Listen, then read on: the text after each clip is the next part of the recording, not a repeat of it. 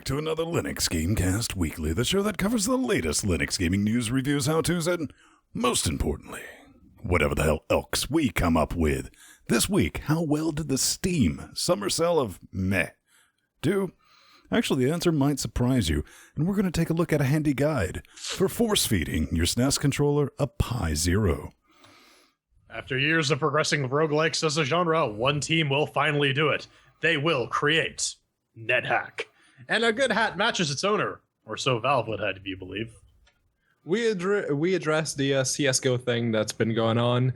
If you don't know what I'm on about, know that I am now jealous of you. NVIDIA releases some early info about the GTX 1060, and there have already been leaks of reviews that challenge some of their claims. I'm Ben Stone here at LGC Actual, switching the bits, doing the Nightmare Fuel under the Linux. Joining us every week from up north, our tame Canadian podcaster, Mrs. Kapla. Kapla. And not from Kronos, but Space Portugal. Pedro. Yes. Mateus. And together, we're the worst of the worst, the trolliest of trolls, the best, the elites, Chat Room Dynamic, joining us live, helping us form that special bit known as Cocaine Voltron. Before we get started, we'd like to see what's going on in each other's life organs. Ladies and gentlemen, boys and girls, I'm just going to use my spot here at the beginning to say this. They got rid of that shouty little cunt, Chris. Yay! Praise FSM and all his glory, ramen. That's it. I'm done. Jordan? I spent all of Wednesday noping Better Call Saul Season 2, and now I want more. I'm also about 100 pages left in that book I was reading, so I'm waiting for this show to end so I can go finish that, because I really need to know what happens, man. I just gotta. Well, around here in Space Portugal, I got a Android flip phone. More like an Android flop phone. Yeah, it's actually kind of, the lid is kind of heavy, so good on them for that. That's actually pretty good build quality. It feels pretty sturdy. It comes with Android 5.1.1, okay. Actual Android. Not too bad. What type of fixie did it come with? It did not come with any accessories outside of the charger and you cheapo pair of headphones. Chips with it, right? No. Well, something that will probably never end up riding a fixie, J-Man, is the horse. Yeah, the horse is looking a bit cheap lately. I feel it needs a bit of a something or other. It's the Steam Linux update sale. Oh man, this is coming from Steam Spy. It seems the Steam Summer Sale was way more successful than the previous ones, clocking in at 236 million versus 160 million in revenue versus last year, 37 million games versus 33 million games. And, there was a bit of a controversy about all that because at the beginning, a lot of people was like, where are the flash sales and all that? They didn't happen. It was kind of straightforward. To me, I didn't see any great deals. Now, again, when I was checking, what was on sale and what wasn't, I was like, well, I already own all that, so I don't care. And some of the games that I didn't currently own, like 33% off, and that's not really enough to get me moving. The only thing I did buy was I completed a Heretic purchase and purchased Trackmania Canyon. If they release like 3 more Trackmania games within the next 2 weeks, Ven's just going to be Heretic purchased out. It's going to be hilarious. I mean, 236 million as revenue is nothing to scoff at. And, Ven brings up a good point. We own a lot of the games that already went on sale, but as Steam's user base continues to grow, there's still going to be a lot of people who don't have those games. So it's bad for the people who are long in the tooth, but for people who are relatively new to PC gaming, it's probably a pretty good deal. And I think one of the interesting things that stood out to me was the number of games sold versus the revenue. And I think the lack of flash sales had to do with that people were just picking up the games at higher prices than they would normally pay, like, say, $1 versus $5. And that may have contributed to the higher revenue. Just the thought. And one of the things they actually mention is a couple of tweets down, they say that the guys in charge of Steam Spy did some filtering and they removed the games that weren't discounted. Because apparently there were people buying non-discounted games during the sale. Go figure. I mean, it's brilliant. They obviously know how they're sharp economic minds. Yeah. So the actual revenue from the sale is actually closer to 228 million. So it's still bit pretty lower. good. I mean, it's chump change, sure, but I mean, it's better than nothing. Yeah. I for one spent like 30 euros, 20 of which were for the Trackmania 2-pack. There's nothing good on the sale for me. I skipped this one like I did the last one. But you know, it's time to get out the controversy bandwagon. We're gonna back up the ambulance a little bit, and Pedro's gonna tell you about gambling and why it's the best thing for the kids. Yeah, so chances are, unless you have literally been living under a rock for the past week, you know about a teeny tiny snafu that happened with Counter-Strike Global Offensive. Namely, it involved like 2 YouTubers and a streamer that owned a CSGO weapon skin gambling website called CSGO Lotto. And those 2 YouTubers were... Well, they were caught lying, basically, because they made videos saying that, oh, yeah, they got in touch with us on Twitter and we may be doing some promotional content. And the guy who said that was the guy who actually filed the papers necessary. Let me stop you right there, because he actually said, we found this cool website where you can gamble CSGO skins, neglecting to mention that he is the actual founder of it on the he documents. Is the person, not only the owner and the founder, he was also the person who filed the paperwork to turn CSGO Lotto into an actual business. So they owned the website. They didn't disclose it in the videos that they made promoting it. And they only added things to the descriptions after being caught by the internet.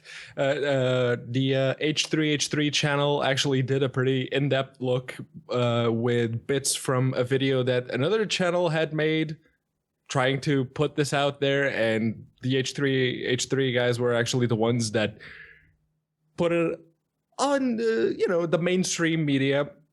And they have video evidence of just about everything. And one of the people involved, the guy that said that pretty much lied through his teeth, trying to ameliorate the fallout, but he seems to have forgotten that this is the internet. He's boned. Right. And also the fact of like him and his partner's half apologies. They knew what they were doing getting into this. They had to have known what they were doing was like super fucking illegal. Yeah, and like federal illegal. Yeah, and I mean they did it anyways because this is new media. It's kind of the Wild West. You can get away with anything until you get caught, and I think they were pushing that a little too hard, and they got caught. Yeah. One of the main issues though is that like there's been a long-standing issue with CSGO skin gambling with the keys and whatnot, and people claiming, oh, this is gambling. This is just straight up formalized gambling now. So I don't know, man. I mean, here's one thing. A lot of people have kind of jumped on this week. I will give a Total Biscuit good. He made a video, didn't monetize it. And I was like, good. Because, a lot of people, I was like, we're going to make a video and make money off this because, opportunity. The gambling thing and all that, maybe not technically gambling. Okay, but, and everyone hits on this one point. And they're like, well, kids are doing it. And I was like, okay. That's definitely a thing, but... I mean, I gambled as a child. Exactly, but everyone's going, think of the children and the impact of the children. You know who should be thinking of the children? Their fuck-mothering parents. Where are they at? Yeah, allowing this to happen? Don't give little Timmy access to your credit card. Oh, well, that, or, I mean, anything like that, transactions, when I was first getting online, in the 90s, that was, like, done in, the public quarters. My mom wouldn't... She's like, you're not getting that in your room. I know what you're doing there. And I was like, my parents were the exact same. Like, you can't have a computer in your room because I know you're going to be up to shit in there. Yeah, I do agree. There's like a good amount of parental responsibility that is being shirked, but at the same time, you have a group of people who are preying on a vulnerable audience, and that shit just isn't cool. And this also kind of reflects bad on Valve because whether they admit it or not, or whether they like it or not, they are the ones basically not only facilitating but stimulating the trading and marketing of skins. Oh no, Valve did 100% typical Valve. They went, oh, what? Oh, we didn't know that. Oh yeah, that's bad. They put a teeny tiny announcement for like 2 hours on the Steam store that if you went to the market, it would actually give you a little warning and say, don't trade your skins in CSGO Lotto. And then they removed it. Why? Just Gaben knows. Well, I mean, this is just another friendly reminder that everything is a lie meant to extract money out of you, except for LinuxGameCast, because we love you. We're your only friends, and you should do what we say. Like, go to this brand new website that we've just started up. But hey, speaking of superfluous item-based economies. Yeah, Team Fortress 2, they have a little update. They're introducing some new matchmaking ranking algorithms. They have 3 modes for you. They have competitive, or actually it's just 2 modes. They have competitive mode and casual mode. Both are meant to sort of drop you into areas of, similar skill. You can play with friends and advance with them, or you can shoot ahead. It also comes with 3 community made maps and a new game mode where it's kind of like a bomb capture the flag type thing. But the main thing is they're sort of taking a cue from the Overwatches and whatnot, and they're adding some more intelligent matchmaking. And Pedro, you have some suspicions about why this might be? Yeah, considering the CSGO story we just talked about, Valve is probably kind of leery at how the CSGO-based economy might go. So if they want to cater to those FPS players currently playing CSGO, and they have to, drop the axe on CSGO and remove certain aspects from it, well, why not introduce certain aspects from CSGO into a game that's already established and has been doing, like, visual hat sales for years now? I don't know. I just think it's kind of interesting because my first takeaway from this, I mean, there's nothing like a little bit of Overwatch to speed up Valve time. Because it does seems like, oh shit, we better do this thing, or we might not be able to export and sell hats all day. According to the mainstream news, and apparently my camera froze for a bit there. Horrifying. According to mainstream news, the competitive mode for Overwatch hasn't been doing all that well. Yeah, no. So there's been I've heard about some issues with the ranking and how there was one really good Widowmaker player who could not get a match because everyone just hated that guy. But I think that's just the reality of the situation, isn't it, Ben? Virtually, but it doesn't look like virtual reality is a thing yet. No, old Ven's been saying, guess what? People don't want to wear shit on their head for prolonged periods, and it's another breaking news. Sky reportedly still blue. HTC has sold almost 100,000 Vive VR headsets, according to a new estimate. Yeah, and they're like, maybe it's not there, maybe it's not here, but I don't know. Who's that coming from? Fortune, of all places. Didn't expect to see VR news there. Link to that in our show notes, by the way. We're not seeing mass adoption of it. We're not really seeing complete games yet. And it was like, well, it's only really been out for like 6 months, maybe. I was like, yeah, all right, fair point. I'll give you that. But it really seems like, no matter how bad tech blogs and like the game industry wants VR to become a thing in 2016, it just isn't yet. Well, I'm maybe a decade from now, 10 years from now, when it's cordless, you don't have the death cord of like, wee, thud, hello, floor. And, it clocks in at like 36 grams and you just, put it on your eyeballs and all that and have at. I would love that. Then we get maybe augmented reality. But currently, right now, in its current state, looking like you're getting faced fucked by a toaster, nah. Like I said, they could make millions if they just made one that looked like a face hugger. But really, I think one of the other big issues is that in addition to the $800 buy-in for the headset, you need a pretty decent computer in order to run VR. Now, with the new generation of NVIDIA and AMD cards that are coming out, we're going to talk a little bit about that in the news segment, actually. VR is going to become a lot cheaper as a proposition, at least from the PC end. But, Ben, you're absolutely right. It's expensive, it's cumbersome, it's weird looking. You have to run this cable in between your legs, so if you walk too far, you get a surprise cord to your nuts. It's no fun. I mean, Empty has said it's a very immersive experience. What they have is a good first step, but the technology is just going to improve, and we're going to see if it actually goes somewhere. Apparently, it gives people pink eye. That's what happened at. Well, I mean, if you fart in the fucking headset and then put it on your face, yes, you will get pink eye. There were a bunch of people this year at Gamescom because of that. They had a bunch of that's VR sharing headsets. hardware that goes on your face. If they had like smell-o-vision that like goes over your mouth and like nose, and like someone who used that had a cold sore at E3, everyone in that show has cold sores now. So yeah. But yeah, up next we have some 6 Degrees of Freedom.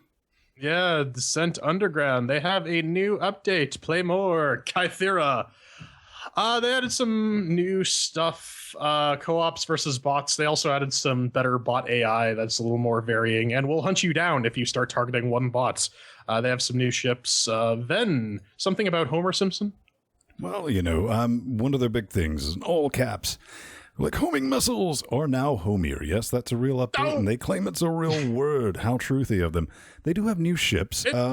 It's perfectly cromulent, then. It is, man. I mean, it's kind of brilliant. They do have one thing that we might try out is they now have co-op versus bots, which would be interesting. And hopefully they do have the AI a bit sorted. Now, again, this is an Unreal Engine 4 game on Linux, so it's always fun to play these things. Still a couple of issues. Controllers kind of still a little bit spotty on the Linux. If you have two of the same type of controllers, you really want to get your 60 OF on, forget it. It can't sort that. And Steam Overlay is still nope. So, Pedro? I admittedly only played like 30 minutes of Descent Underground. Literally the only Descent I played was after it was on sale for like $1 and we all picked it up. Precisely. And it was against Ven. And I'm like, oh, hey, I'm actually winning for once. That means I'm sort of not terrible at this. I'm looking forward to if we're going to do some bot battles, though, so that we can all be terrible against the AI. Well, the bots were either just like, screw you, you're dead, or they would just float there and be like, what's up? Shoot me. I don't care. Shoot me. I don't care. All right. It's the mantra of LinuxGameCast. So, Lost Sea. Full disclosure, before the FTC cracks down on us, they did send us keys for this one. And this is a isometric Unity Engine 3 2.5D RPG of sorts. You get to pick your character. That's horrifying. Yeah, it's got a very cell-shaded aesthetic. It sort of invokes the I'm talking about whatever the fuck that tapir was. What the fuck? Yeah, if you look at the graphics, you might think it looks a lot like McDroid, and you would be correct. But it's an RPG in the usual sense of the word. You just pick a character and then you go around doing quests, and it's kind of linear from what I got from it. Admittedly, I only played like 4 minutes because there was a gate 4 minutes into the game, which was supposed to open after I killed a turkey, and it didn't. So I ended up stuck in that place because there were no other possible exits. So it's just Alt F4, and we'll get back to it. What was it? A Jive Arse-Turkey? Shut your mouth. Pedro got farther in it than me because they don't sit there and was like, oh yeah, we got that. I gave it a download. I went to open it and it opened the Unity scream of nope. And I was like, yeah, you know what? It was early in the morning, so I was like, cancel. So that's how long I played it. Yeah, it's currently on sale at the time of recording until July 12th. So if you really want to see it for yourself, you can get a 10% off when the episode goes live on Monday. And not much longer afterwards. That wraps it up with Steam news, though. Coming up next, we find that NVIDIA has managed to sidestep the hashtag blam, and we find a new cool way to cool your shit. Hot. Ladies and gentlemen, boys and girls, this is a sad week for Linux Gamecast Weekly. This would actually be the news segment, but we have some very special people to thank, actually. But after we get into the news, we don't actually start with drivers. Well, I mean, it might force you to drive yourself off a cliff, but, you know, listening to Pedro will do that. No, it's the Patreon. Yes, if you go to linuxgamecast.com/support the shows, and there's a link to our wonderful Patreon page. There's also a couple other links of note. We got some Amazon affiliate links that are fantastic if you just want to support the show for just by doing your regular Amazon shopping. It doesn't cost you a thing. It's literally free money. We got the US links. We got the UK links. It's awesome. We also got some PayPal donate buttons if you want to do a $3.50 or $10 a month donation. But, you know, the best way to support us is to head on over to patreon.com/LinuxGameCast. We have a new goal that we're trying to hit. If we hit 175, we will have weekly, or I guess bi-weekly regular streams. Not bi-weekly every 2 weeks. Bi-weekly is every twice a week. And we also put out a new Left for Brad because we've been really, really bad at maintaining the week-long streak. So we've been neglecting you. You get a giant ass episode. Strider is terrible at it. Come watch us suffer through it. It's kind of brilliant. Yeah, that was definitely a thing, man. But yeah, thanks everyone supporting the show. Keeps us loud live and not having to do ad reads and having other people to don't be so you. And because that would be horrible. If you do want to go back on the Twitch, check out, what day was it, P-Man? Like Wednesday? Thursday. It was actually Thursday evening. We just did a little bit of a beta test with some Heretic Trackmania Stadium via Wine. And it is effectively 28 minutes of us saying expletive deleted, and that's about it. So if you want to go back and take a look at that, they're actually just straight up saying expletive deleted. But yeah, I mean, if you're just chilling out, you like the show, you ever think about buying us a beer, this is the easy way to do it, and we can use it to fund neat, weird, and cool stuff. But NVIDIA. You said but. Oh yeah. So NVIDIA got a little announcement happy earlier in the week when they released the initial details for the GTX 1060. And during said announcement, they said that it was faster than a GTX 980, and it only cost around $250. Now, a couple of reviews leaked. This isn't actually in the Ars article. We will have the links in the show notes. The couple of reviews leaked. I think it was either Video Cards or WFCC Tech. One of those sites actually leaked the reviews, and according to at least 3D Mark, which is a synthetic benchmark, so don't really take it at face value, but it was considerably slower than the 980. So yeah, you have to take that into account. But yeah, according to the announcement, the specs are along the lines of what you would have considered given the specs for the 1080 and the 1070. The boost clock on the 1060 is actually a bit lower, is only like 1.7. It still gets the 8 gigahertz memory for the VRAMs, but you get like 6 gigs, so that's not terrible. I don't know if it's just GDDR5 or GDDR5X. They haven't really released those stats yet, so we'll be waiting on that. One of the things they did mention was that it relies on the extra 6-pin power connector, similar to no blam.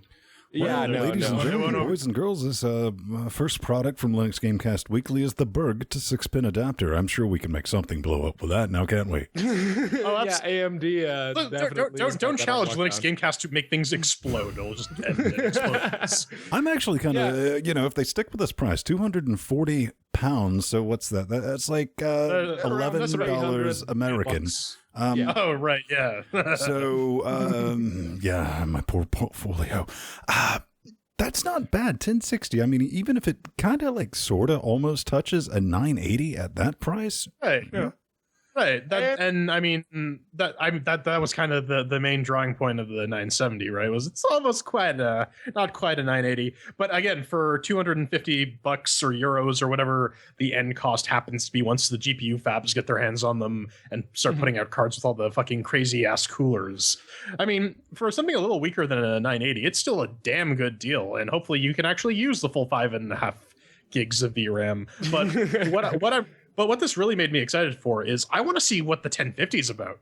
Because having a fully PCIe powered Pascal card is exactly. Like the power requirements are really low. Like the 1080 requires a single 6-pin, so you could totally get something about 970 powered in a like PCI powered package, and that would just go nuts for the fucking low budget builders. Like it would completely be a huge deal. Of course, this card was a lot of the media were speculating that NVIDIA kind of released the 1060 specs a little earlier than they were intending to, because AMD released the RX 480.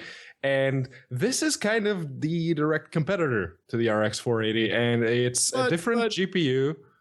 It's a different GPU than what you actually get in the 1080 and the 1070. So it remains to be seen just exactly how well it will perform. I think the embargo lifts. Pedro. 29? Clearly, AMD has the 485 just ready to go to just crush the 1060, right? Right, you guys? Oh, yeah, totally. Well, definitely one thing about the 480 that I noticed that now we're starting to see some non-reference cards coming out from the manufacturers. Yeah, none of them have just a single 6-pin. Yeah, 8 pins. Probably 8 for the pins best. Right. I don't think Gigabyte or Crystal or Sapphire or any other like big AMD card manufacturers would be able to sell far many cards after like their existing ones blew up their existing computers. Yep. But speaking of hotness, this is from PC Perspective. The links to this is all in our show notes. Cool Chip has a new thing they call their kinetic cooler for Skylake, and it looks like my herb grinder. Vegetable grinder, yeah, grinder for herbs and nothing else. Yes. But yeah, no, it has an interesting design. It's fairly low profile. I think it would be really good for a low profile or low noise build. Considering they're using some sort of they're generating a pressure vacuum to suck the heat out. Yeah, I mean, it's got a little bit of air trapped in between there. These really look like water pump impellers. It looks like the thing I used to grab in my oregano. Yes, oregano. Interesting. I mean, these things do not claim to be, like Magic Moon performance or anything like that, but they're hella low profile. I mean, it's basically you got that little bit of compressed air that's going to act as the conductor, and the fan is built in, air quotes, built into the heatsink itself. Right. This has been coming, what was it, like 2 years ago they showed it off at CES, and it's like, it's coming out tomorrow, and now it's like, it's coming out tomorrow again 2 years later. Right, and this makes no mention of the price, but I have to say, when you can pick up an Evo 212 for $30, right? Like, unless you're really concerned about the space or the noise, is this really going to be? And the Evo is fucking quiet too. So, I mean, compared to like probably, I would say the best cooler on the market being the Evo 212, will this actually be worth it outside of just your standard low profile, low noise? Well, you think about the Nooks. Yeah, but then again, if you're building your own low profile system, from scratch, you're probably going to be paying a premium if you want a really teeny tiny heatsink. Yeah, and even the Noctua low profile cooler at cost was about as much as like a full sized cooler, and you're paying premium for those sides. Absolutely. Yeah, but it should give the cooling scene a good kick in the teeth. Speaking of which, Kickstarter, that thing where you give people money and then they abscond with it, and you're kind of left with your thumb up your ass. Well, video games and Kickstarter for the first half of 2016 have raised $8.2 million. Hashtag pinky touch mouth thing.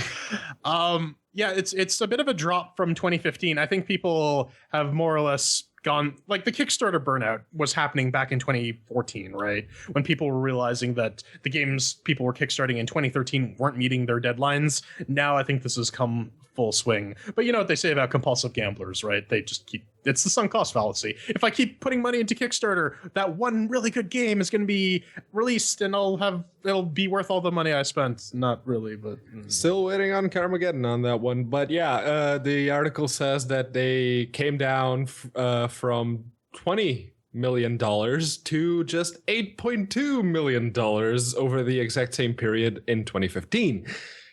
I say good. It's about time everyone realized that paying for a promise instead of a product is a bad thing to incentivize. Yeah, I mean, you also got to think there's other things that have also picked up a bit of traction, like Indiegogo and whatever scheme Tim Fig. has at Double Fine that's Fig going on. Fig. But, if you get burned, you get shot. I'm the same way with Carmageddon. After Carmageddon, I back distance. And it's like, we got our distance. But the Carmageddon, 4 years later, they're like, Linux, we never said anything. It was your first stretch goal. Nah, man. They don't even say anything anymore. That's the thing. They just stopped acknowledging it. The strategy at Stainless is just to wait it out and go, no, we're not a Linux game. But after you get burned like that, if you do back something, it's probably going to be at the minimum tier in order to receive the product. You're not going to be doing the faith purchases to where you get autographed I don't know, things. I mean, I got burned with that with Torment Tides of Numenera, because I was all like, oh yeah, I want the beta. Yeah, we're not releasing the beta for Linux. Fuck you! I paid for it. Give it to me. You gotta click export. It's a fucking Unity game. Yeah, Carmageddon wasn't a Unity game. They actually decided to develop their own engine from scratch. And you see Mac and Linux. We promised that on the Kickstarter campaign. No, we're just going to develop the engine for Windows. By Mac and Linux, we mean Xbox and PlayStation. That's what we meant. Because they've actually released the Xbox and PlayStation versions. Like, so how's the Mac and Linux version going, Carmageddon? Like, we're working on this new game, guys. Whatever. Let's not get angry. We need a bit more control. With our Pi Zero controller console, yes, this is a thing. Have you ever wanted to force feed your, Pi Zero into a SNES? Well, fortunately, this appears not to be it's like a knockoff SNES controller. Jordan, you said something kind of interesting about the port placement, I believe. Well, it's not just the port placement. Because the Pi Zero has like an embedded SD card slot, you basically have to preload all the games you want to play on your SD card, or else you're going to have to rip this fucker open to get at the inside so you can extract the SD card, plug it into your computer, and copy more games. Because the Pi Zero, of course, does not have any networking capabilities. It is literally just like a PCB with a processor, some RAM, and some inputs and outputs. That's really it. And it really does remind me of, but at the same time, it reminds me of like one of those shitty consoles that your mom buys at the grocery store. It's like, oh, my son likes video games. He's going to play Pac-Man on like a joystick that looks like an Atari thing that plugs into your TV. Except that you'll actually get some decent use out of it because, the Pi can play a fuck ton of emulators. Yeah, and this is basically a Raspberry Pi A from back in the day. Exactly.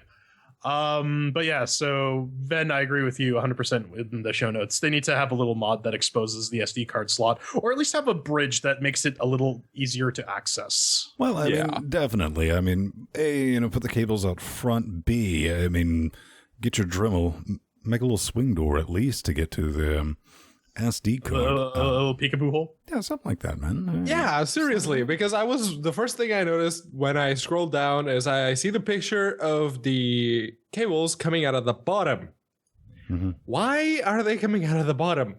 Wouldn't it make more sense to have them, I don't know, coming out of the top?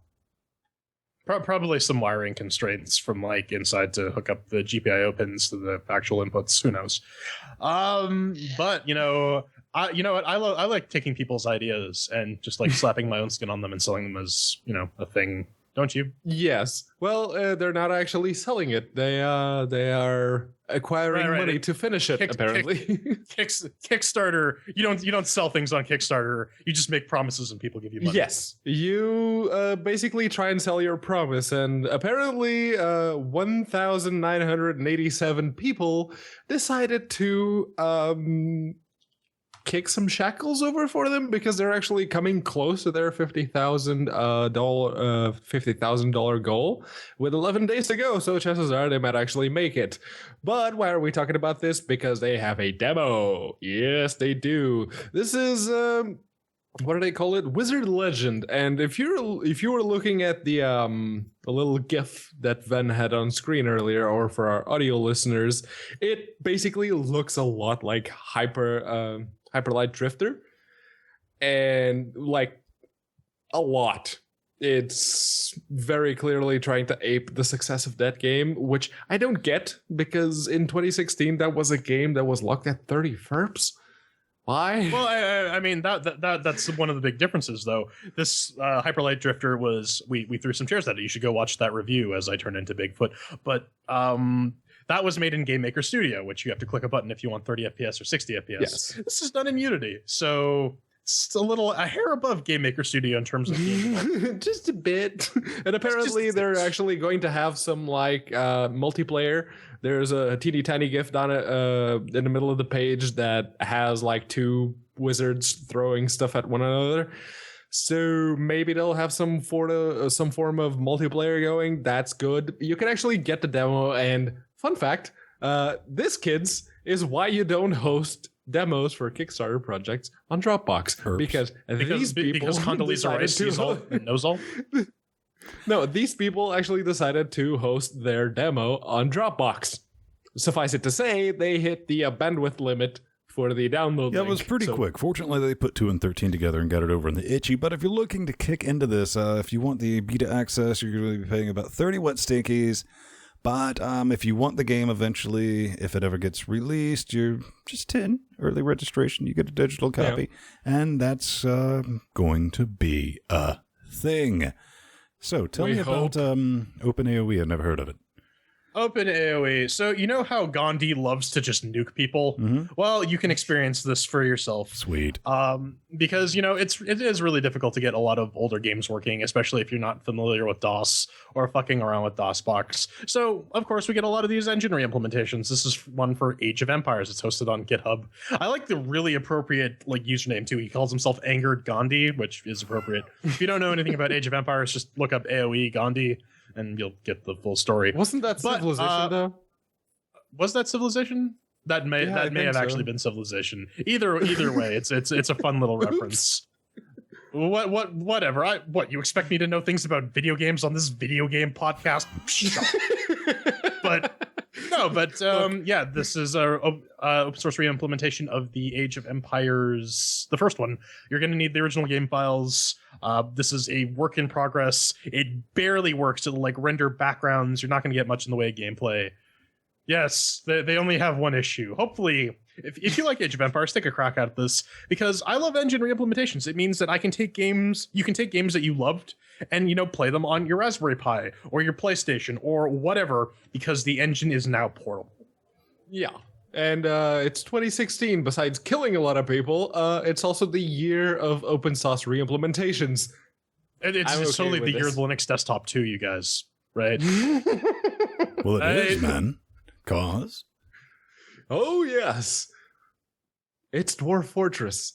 Seriously, if you have sat in front of a computer since 2006, chances are you've started or actually played Dwarf Fortress at least once in your life. But yeah, they released a new update. What? Yeah, I've never played Dwarf Fortress, ever. How is it? I don't care. In any case, they've released the new version, 0.33.05, and it's got a lot of new stuff. Like, the changelog is actually kind of huge. The biggest thing is 64-bit support. They say it's pulling the game from the distant past and into the previous decade.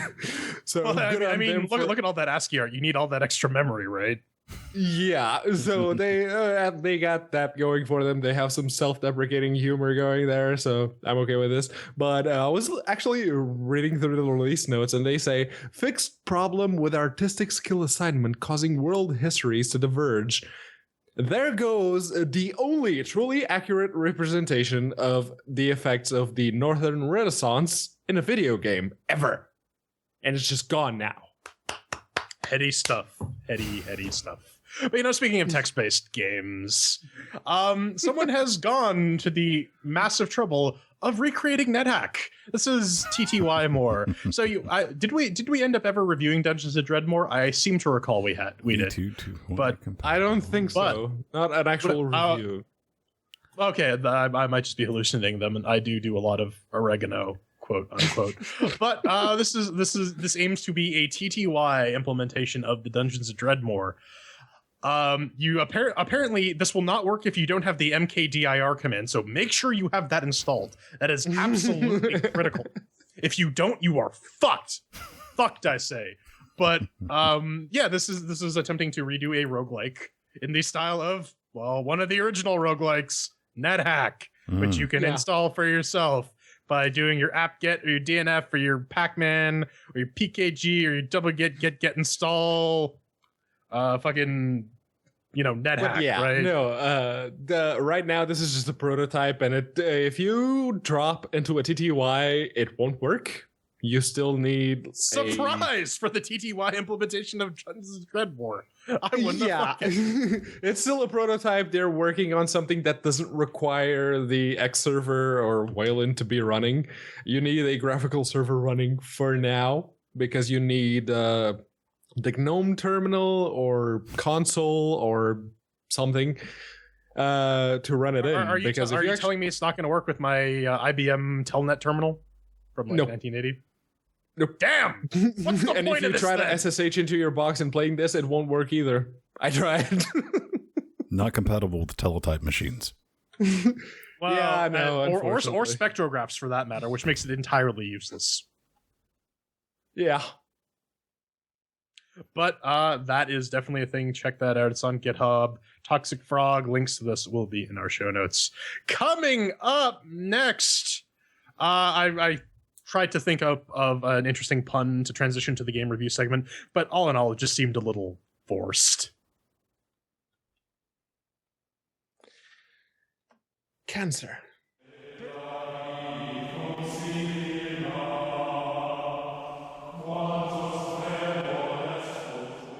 Come on and slam, and welcome to the Forced Showdown. This is Forced Showdown, CHAIRQUISITION. You might have heard of it. It's that thing we do at the 3/4 point of the Linux Gamecast show.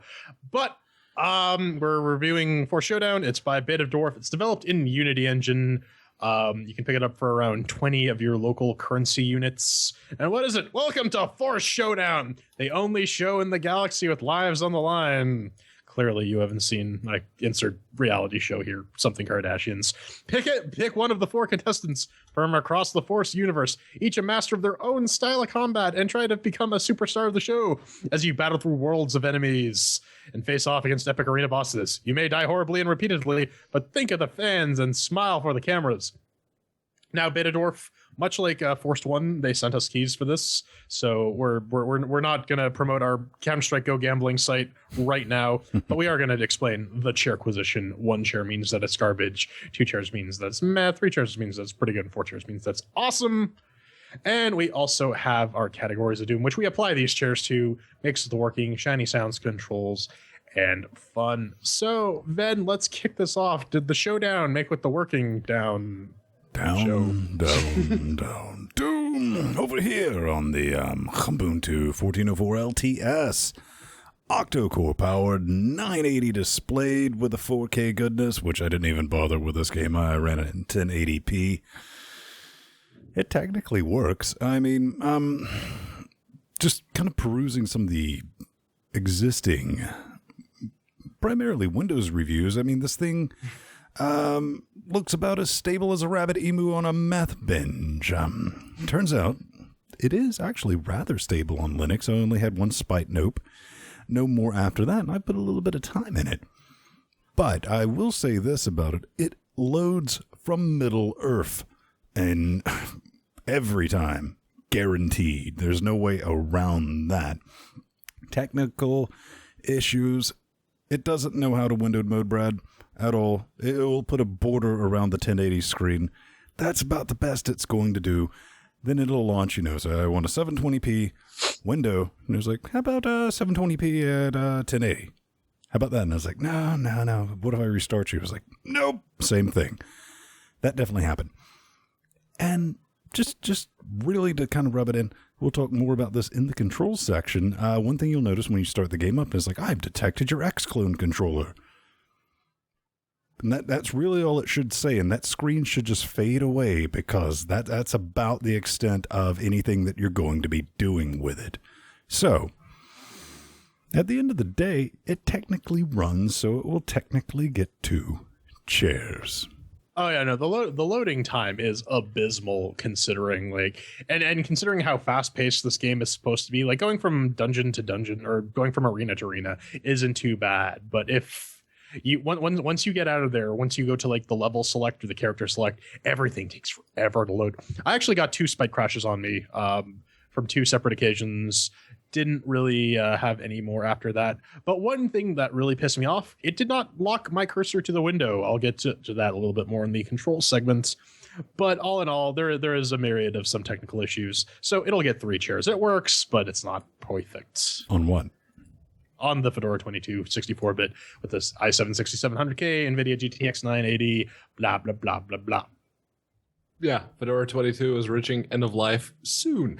Yeah, on my end, on Fedora 23, 64-bit, with the FX8370E overclocked at 4.2 GHz and the GTX 970 Strix, I had absolutely no spike crashes. I really didn't. I did have issues with the controls, but we'll leave that for the controls. Yeah, really, when it comes to makes with the working, I had really no issues. So 4 chairs. All right, so that's 3 chairs for mix with the working. Up next to Shiny and Sounds, Ven, you have prepared an essay for us, so I'll just let you get it. It looks better than Forced. Then again, that's not saying much. Actually, the level design in Forced looked all right. It was the characters. It was like, is that placeholder art? Is that ever going to get updated? It didn't. Nope.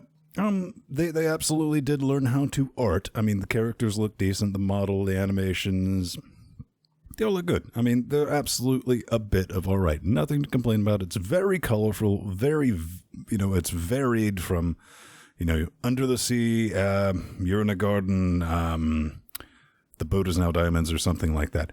It's all right. I didn't mind it. I can't really knock it anything for the way it looks. The sounds, it's like the announcer made me laugh. The announcer made me want to stab my brain with a Q-tip. But, you can cut the sounds off, and that's kind of the way I played it. Yeah, I had a good time getting killed to death with it. Really no complaints. It's not amazing. I mean, it's not AAA, but it's a hella good effort for a reasonably small indie team. So I'm going to give it 3. I don't know. I didn't really see it. I mean, I guess it looks marginally better than Forest. I do want to bring up that they totally stole the Shadowrun Returns font. Yeah, but I mean, appearance-wise, the game's okay. I've seen better looking stuff from indie studios, so that's going to stop it from getting the 3 chairs in that regard. And the voice acting, I mean, it's passable, but once after iteration number 692 of Arena Completed, I kind of just want to stab my ears. And it's just not good. I mean, it's passable. The voice acting is not awful. It's just the dialogue is miserable. And yeah, visually, it's just kind of meh. So I'll give it 2. Yeah, sounds-wise, I think they did an all right job at trying to make the game sound like it was a TV show of some sort, and you're playing a character that's on a TV show, and he or she has to please the fans. I mean, considering the voice work, it's all right. But what really struck me was, at first, I was genuinely impressed at how good the game looked, and, having played Forced, the performance was actually pretty good. But then I started to see exactly what corners were being cut. The most egregious of which is, even if you have everything on 11, when you finish one of the showdowns, the camera does that sickening panning shot around your character. And if you pay attention to the bits that are usually obscured by the camera, you realize that they're considerably lower resolution. The textures look all pixely. It's actually kind of jarring. So I have to get a chair for that. 3 chairs. All right, so that's 2 chairs for Shiny and Sounds. Up next is Control. Then, how did it control? Well, you remember that prompt that I was talking about in the mix with the working section that should have just faded away because it's genuinely useless.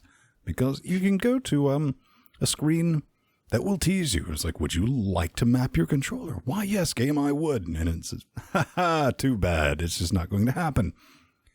And it's not like we're reviewing a game that just had its day one Linux release. I mean, this came out for Linux. It's been well over a week. Mm-hmm. So, and it's a known issue. And it's kind of a big thing because at its core, this is a twin-stick shooter. I mean, it's something you want to sit back and play with a controller. Technically, you can play it with WASD plus your gerbil, but it feels a bit janky. And yeah, it's just off. Completely playable, but the entire time I'm thinking, man, this would be so much better if I wasn't having to play it like this. But I'm kind of nitpicking. WASD and the gerbil, I mean, it does work. Everything does function. I didn't bother having to rebind anything. Worked out of the box. Default mappings. Didn't have a serious issue. So I'm going to say a decent job on that. But get that controller working, guys and gals. 3 chairs. Oh, yeah, no, this thing needs a controller so badly. I mean, okay, so I'm going to get back to the controller a little bit. I like the deck building mechanic. The deck building mechanic is very, very solid. It's fairly intuitive.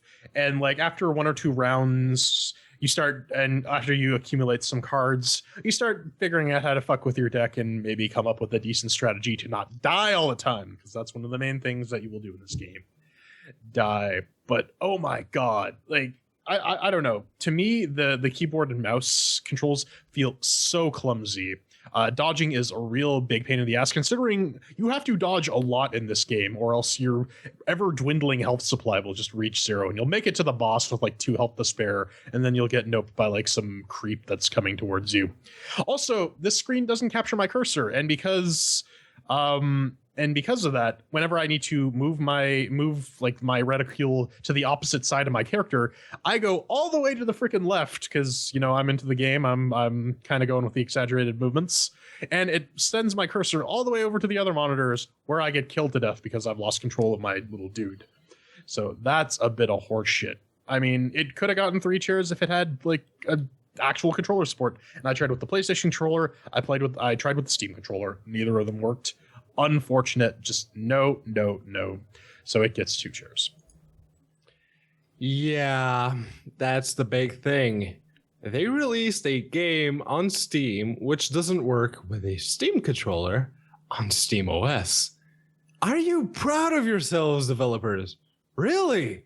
Because this is the point where my sympathy for you wears off. It's not just not supporting the Steam controller, which is the de facto controller that you should be supporting if you're releasing a game on Steam, just saying.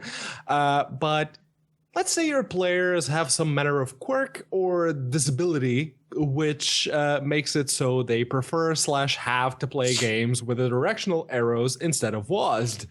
How often do you expect they will reset the controls whenever they start the game before they realize they just can't be asked anymore? 6. It was 6 times for me. 6 times before I realized no matter how much I enjoy your game, I'm not about to do a chore every time I start it. If I wanted to do chores, I wouldn't be playing video games now, would I? And I told them about this. I went to the Steam forums, I sent them an email. They never replied on either of those accounts.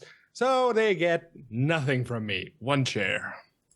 I mean, you like chore. You don't like playing chore video games, but you do play Pokemon Gold or Go and Hearthstone. So that's 2 chairs for control. Let's wrap this up with fun. Ben, did you have fun playing FORCED SHOWDOWN?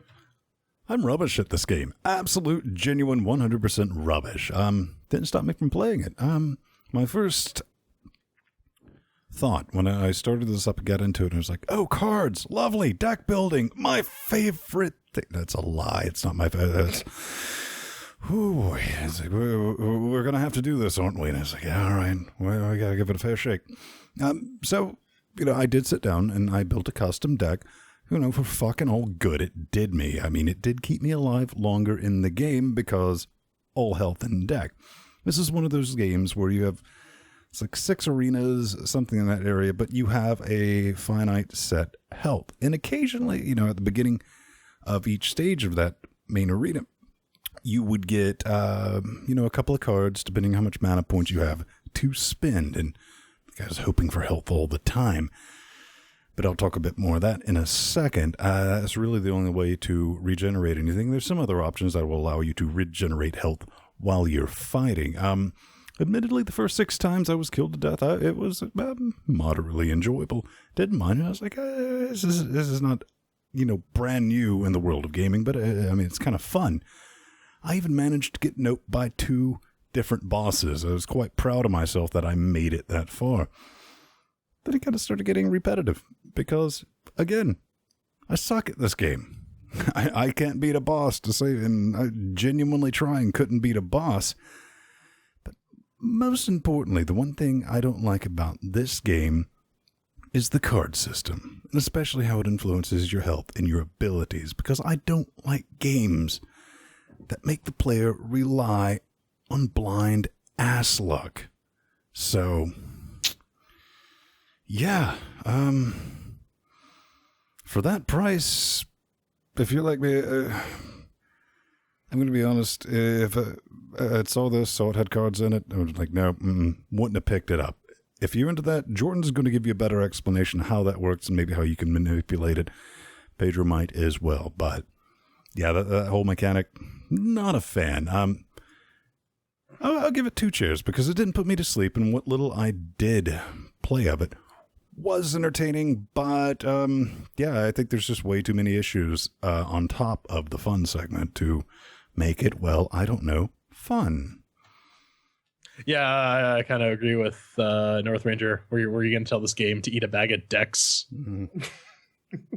All right. Thank you, North Ranger. That was actually really good. Yeah, I too am awful at this game. I'm getting better though, because I can reliably kill 2 bosses in a row now, depending on what modifier your arena has. Because that's one of the things. All the arenas have different modifiers that fuck with you in some way or another. Yeah, Ven's kind of like a little overplaying the RNG element of this game, because while, yes, your upgrades are determined by your deck and you sort of get those upgrades randomly, you can make it. I've made it through like fairly far into the arena with like minimal upgrades. You can do it. You just need to be good at dodging, which is something that you can't do effectively because you're not using a controller. Yeah, dodging with the keyboard controls is really fucking clumsy, and oftentimes you'll actually like start the map in a corner where several enemies will just fuck you right from the get-go, and you're dead. That's it. End of story. You might make it out of there, but you'll have no health. And that's really where the cards come in, because you really have to build your strategy around keeping yourself alive and increasing your damage output so that you can, in fact, like wipe out enemies faster to not get attacked. And to be fair, most of the enemies have a fairly good telegraph in terms of when they attack. So if you're not entirely stupid, you can dodge most of them. So it's fairly forgiving in that regard. But the deck building mechanic is really where this game shines. I mean, I don't like the slot machine way that you get cards, but beyond that, trying to come up with like a decent strategy. I came up with a decent cheese strat for abusing disposable items and a card that gives you free health for it. I affectionately called it Fuck Plan Vom Deck for like the 3 people who will get that reference. And, again, all the while I was thinking, this game would be fantastic if I had a controller. And that's really where this boils down to. I was actually tempted to give this 1 chair just because I was dying so much, but once I learned how to dodge, it was a little better. The deck building is really the strong point of this game. Everything else sort of falls at the seams, which is why I can only really give it 2 chairs. Yeah, I like this game. I do. Like I mentioned last week on the podcast, this is exactly what Flame Break could have been if they hadn't decided to use those horrible bobblehead visuals. Even the deck building aspect, even if it is completely optional, because if you just go with the default deck, as you unlock more cards, some of those cards will actually be progressively introduced into your deck. So it is completely optional. But it is very well done if you want to go in and optimize your character build. The combat is very similar to what the original Forced had, but it's improved. Very, very much so. Whenever you hit an enemy or even just a barrel or a pot, there's a very satisfying thwack and a simple but very well-placed freeze frame. That, in my opinion, is how you make the combat feel meatier in a third-person eye-in-the-sky style camera game. That sentence actually took me a few tries to get through while I was typing it in the notes, and it didn't really turn out all that awesome. But, summing things up, I like Forced Showdown. What I don't like is having to reset the key bindings every goddamn time I restart the game. It's 2016. It's not like there's a freaking asset on the Unity store called Rewired, which will take care of most, if not all, of the control issues. Not just the forgetfulness of non-default keyboard bindings, but the freaking controller support. 2 chairs. Yeah, so that's 2 chairs for fun. And we totaled that up. That is 2 chairs for Forced Showdown, because it's in all caps. So you gotta yell it! So, gentlemen, final thoughts. I don't know. It might become a good game. I mean, they have a couple things to sort, like they did with Forced. They did continue updating Forced, so maybe Forced Showdown will get there. And one of the things I forgot is you gain all these abilities in each stage, with the different arenas. Then you lose them all at the end. But you get a boon. I was like, that's another thing I didn't like about it. Pedro? Yeah, they did release the Forced, what did they call it? The slightly better edition, I think. Yeah. I mean, they got a sense of humor. They're not like, they don't think they're not walking around going, it's perfect. How dare you judge us? They're like, yeah, all right. Yeah, they realized that what they did wasn't exactly perfect, and they have a lot of room for improvement. And even though they improved a lot from Force, which is not a hard thing to do considering the kind of game that Force was, but there's still quite a bit of room for improvement in Forced Showdown. There's a lot. They brought the Bagger 288 to the quarry, but it's a big fucking quarry. Now, the one thing you need to know if you're going to pick up this game and play it is do not play any of the melee characters, because that is a recipe for just getting murdered. Stick with the default guy. He has a ranged attack that stops you from just getting your ass stomped. And Pedro will go on and say, well, I can do it. And you need to luck out and get a lot of health items. You have to get a lot of health items, because like the amount of like fucking area effect damage that you get in this game makes like being melee really, really miserable. And everyone has that like couple seconds of invincibility move. It's not enough. But yeah, definitely need some controller support if they manage to patch that in. I would actually give this game a bit of a recommendation. Also, maybe some multiplayer. That would have been kind of neat. Yeah. But alas, that's not what this game is about. Coming up next, yeah, we strap on our goggles and they do nothing. Nothing, I tell you.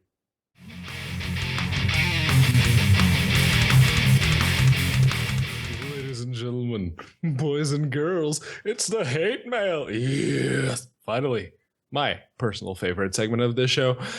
If you'd like to get in touch with us, go on over to LinuxGameCast.com, hit the contact button, fill out the forum, pick out LGCW. It's easy enough.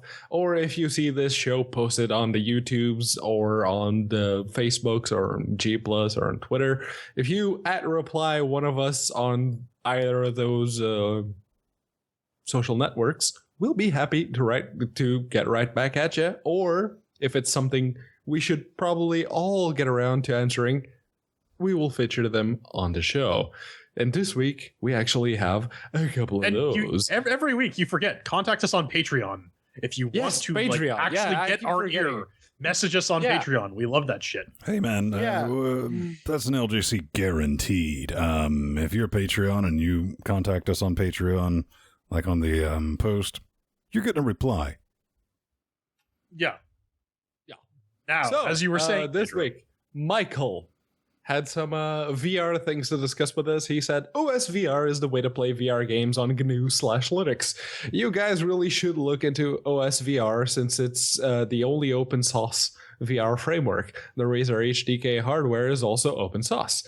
Also, Mobile VR will not take off until a solution for positional tracking is implemented. Without positional tracking, motion sickness is inevitable. This is exactly the reason Google did not design a cardboard with a head strap. More than a few minutes will give most people motion sickness B/C, or I guess that's because no positional tracking. Now, I will say they did not have a wrap around the head for the Google Cardboard because it's really hard to make one out of cardboard. Yeah. And the fact of the matter is, it may be open source OS VR, but its Linux support is not doing too good. I actually had a look at their forums earlier today, and most of the work being done is, well, it's being done by the community. In fact, none of the other VR headsets support Linux, unless you count Android and Samsung's Gear VR. And that's all well and good. I mean, having the community develop the VR implementation for Linux, it's all well and good because Linux itself is made by the community.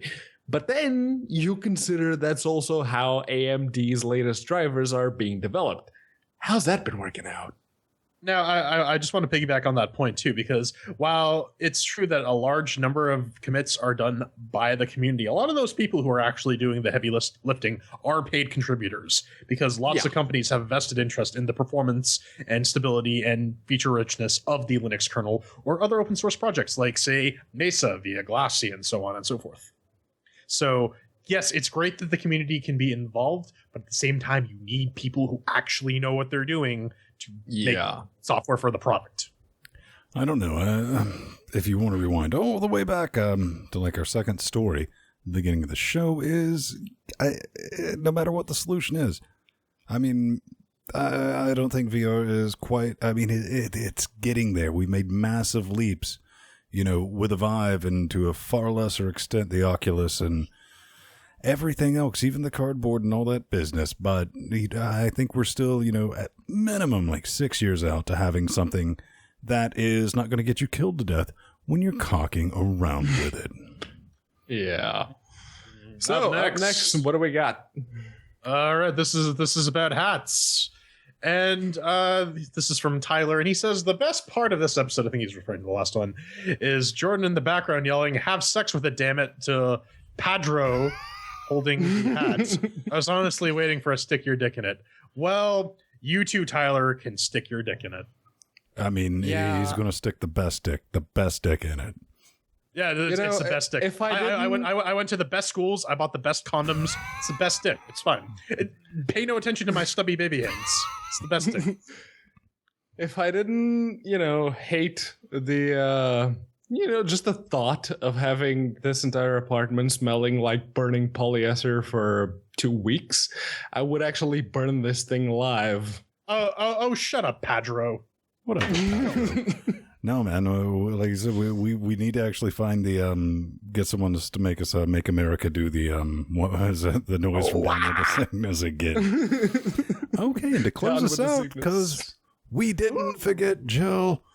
The Voltron remembers. Well, hey, regarding Strider Machu Commando, the man of many faces, our good friends at LGC WWCOS, you think Strider is too modest? You don't know him that well if you think he's modest. About his account. I would use Strider and modest in the same sentence. Then please make him blush by... Have you ever seen him blush? It's all teeth and nails, man. Lutris Victorious in West LA Riot Games Community Hack Night. Asked if any was a demonstration of their project. Answering the call. Our favorite French transplant. That sounds hot. And command and project founder and leader. It's Windows or Mac. Neither Linux, he answered. And what did he do? Drop the mic describing Lutris. His creation of said software. Makes with the working. Running all shiny with wine Lutris from a Linux laptop on the huge screen in the meeting. There were a lot of oohs and ahs and dropped jaws. Also hot. Machu had blown them away with his Frenchness. Here was a AAA game that has yet to be ported to Linux, and yet, boom, there it was. Big applause. The Riot employees and guests afterwards crowded around Machu and his Linux Chick LA cohorts to see what the future of gaming looked like. And what did it look like? handsome, French, and open source, apparently stinking of cheese. And wine. Yes, lots and lots of wine. Yeah, no, it's a good thing that Lutris is finally getting some deserved recognition. It's very, very good. I just hope Strider doesn't get, sued for promoting, the easy installation of games in non-supported platforms. Requires a purchased copy of the game and hooks into your Steam, or it grabs your ISO files. And while you could theoretically put pirated copies, he actually just advocates against that. But you know what? I will totally vouch for Lutris. It is a solid product. I had fucked around with it a little bit. I'm fucking around with it a lot more just because it's pretty solid in getting shit working. So good on you, Strider, even though you suck at Left 4 Dead. True words have never been spoken. And on that bombshell, let's cue the music, because you can always find us around 9:30 Eastern time. Just punch that into your Googs and type in freedom, and you'll find it. It will be there. I'm Vin Stone, at Vin Stone on the Twitter nets, plus Vin Stone on the G pluses. I'm Jordan Svung. You can find me getting devoured by zombies because Strider can't stay in position at the Burning Pool on Twitter, or plus Jordan Svung on Google+. I'm not letting that go forever. Ever! If you actually type freedom into Google, searching for us, you will only find me on the 5th page of the Google web search results. So don't do that, please, because I am Pedro Mateos. You can find me at Unaccounted For on Twitter. Actually, if you type in Pedro Mateos into Google, on the first page, the bottom second result is actually my Twitter account. Third one's the easy enough. Yeah. Or plus Pedro Mateos on Google+. Yeah, his FetLife profile. Well, it's better than his Second Life profile. That's true. Nori's going to be mad at either of those. So, I mean, of course it's better. I don't have a Second Life profile. Well, technically you need a first one, so. Oh, snap! LGC cares.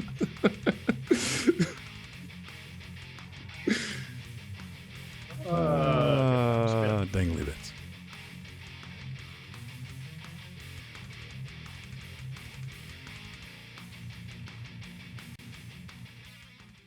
Five dudes.